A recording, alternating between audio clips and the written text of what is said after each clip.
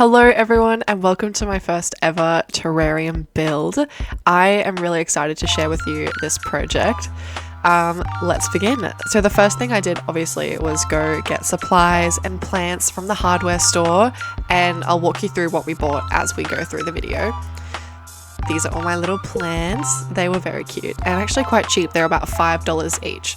So the first step is to prep the terrarium. This was really dusty and full of cat hair and dog hair because I hadn't used it for many months. So the first thing we did was wipe that down.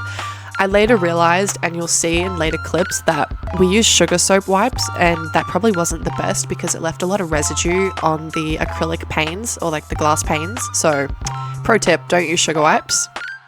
And we had to go back to Bunnings because we forgot to buy silicone nozzles for the silicone. So buy your silicone nozzles when you buy your silicone, obviously. I decided to buy roof and gutter silicone because I knew that I would be adhering to the actual metal frame, not to any of the acrylic panes. So in my brain, that made more sense. If I should have used a different kind of silicone, let me know. So we decided to put 4 big dollops in each corner of the drainage tray to secure the frame to the drainage tray as like a glue. So we stuck that back in. And then the next thing we do is we're going to be siliconing all the outside and all the inside edges because I really want this to be as watertight as possible so that when we're watering the plants, there's not any leakage. So my partner wanted to start the siliconing just to show me how to do it because he was like, I used to be a painter. So he actually did a really great job. I had a little go at doing this myself later on. So the method that we did, and this is probably not super professional, but apply the silicone and then get like a wet finger or a wet glove and run it along against where you just applied the silicone to smooth it out and make sure that it's squished into all the cracks, which you can see Harry here doing now. And yeah, I had a little go at doing this. I wasn't the best, so my partner did most of the siliconing for me, but you know, it was fun to try and I'm glad I had a go at it.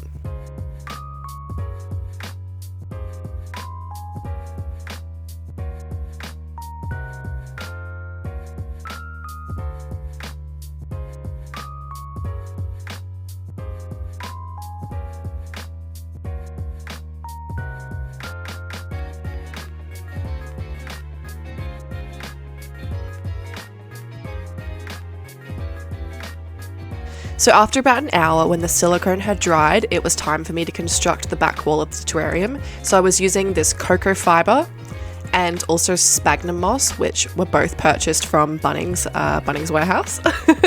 And then I took this sort of propagation seedling pack and I just used a like garden shear to cut it into 3 different small size planter pots.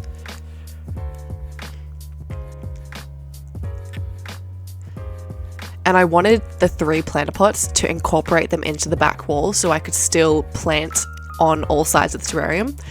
And then we took some branches from this fallen tree in the backyard, which, I mean, it probably should get removed, but maybe next time. And then I took this expanding foam. I actually wish I looked harder for a dark color expanding foam because I ended up using white, which probably didn't look the best in the end. So all I'm doing is I'm making a big patch of expanding foam and then shoving a variation of cocoa moss and sphagnum moss into like the wet foam. And I added the little planter pots just straight onto the wet foam and then used these sticks we just cut to sort of like reinforce them into the wall. So all we were doing is just layering expanding foam, cocoa fiber and sphagnum moss until the entire back wall was completely covered. Now this method I first saw done on TikTok by an account called Botanically Bee, and I'm sure other people have done this, but this is where I first saw the idea and I thought she did an amazing job, so that is the method I copied.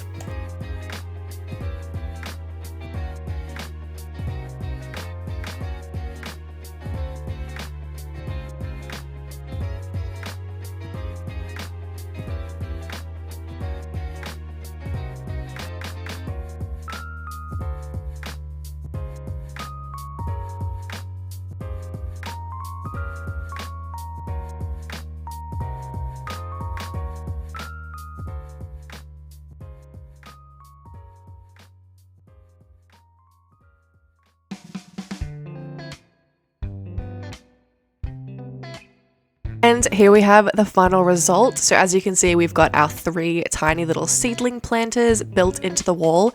This took about 40 minutes to be like completely solid and dry, which honestly wasn't that bad.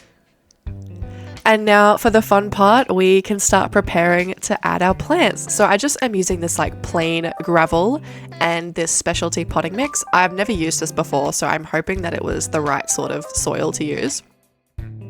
So the first thing I did was lay down an entire bag of gravel. This was about half an inch, maybe like 2 centimeters thick. I probably next time would do a thicker gravel drainage layer just because I really don't think it was thick enough to like prevent root rot. And then I just smoothed that out because now we're going to be adding cocoa fiber and sphagnum moss on top of the gravel just to create more of a layer between the soil and the drainage tray. And again, next time I would definitely do an even thicker layer of fiber and moss. I just think I rushed this step a little bit and I really think there wasn't enough depth to the base of this terrarium.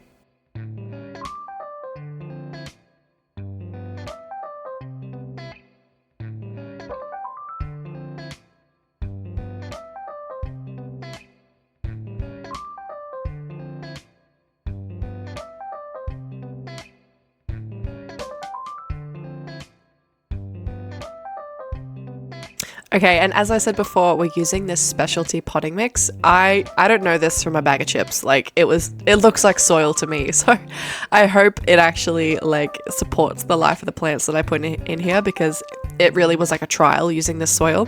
So I used one entire 2.5 kilo bag for the base of this terrarium. And then I did also use like handfuls here and there from the second bag. So I'd say we probably used about 3 kilograms of soil in total for the base. Now we can start the super fun part, which is planting. So I'm deconstructing this little like mini terrarium jar that my grandmother gifted to my family. We've had this sealed and unopened for about probably like 3 years. It was time to repurpose it. So I'm taking this plant, whatever this is, and it came out in one big chunk, as you can see here, which I was super happy about because it hadn't been opened in 3 years. So I had no idea what sort of state the plant was in. So if you know what this is, please comment and let me know because it's super pretty. Now I'm just taking all of the little pots that I bought from the hardware store and I'm just squeezing the sides of the pot to free the soil, digging a small hole and then just plopping him right in there and securing him back in. And I repeated this process with all of the little pots that I bought.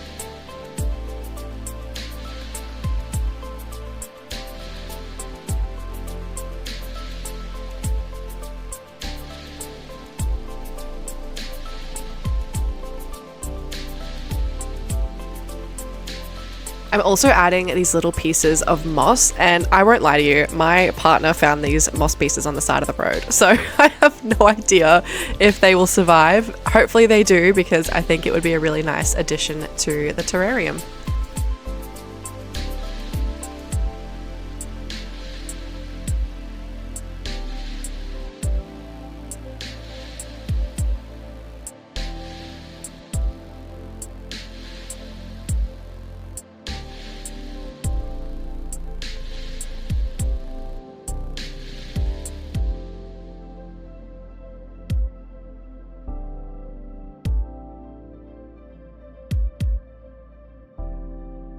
So now the terrarium is all planted, we moved it to its final resting place in the bedroom, and I think it looks really great. As you can see, some of the white expanding foam looks a little dodgy. And I also bought this little grow light from Amazon. I will be purchasing a second grow light, the exact same one, because you tell me it looks a little bit dodgy with just one light, and I'm not sure that one's going to be enough to brighten the entire.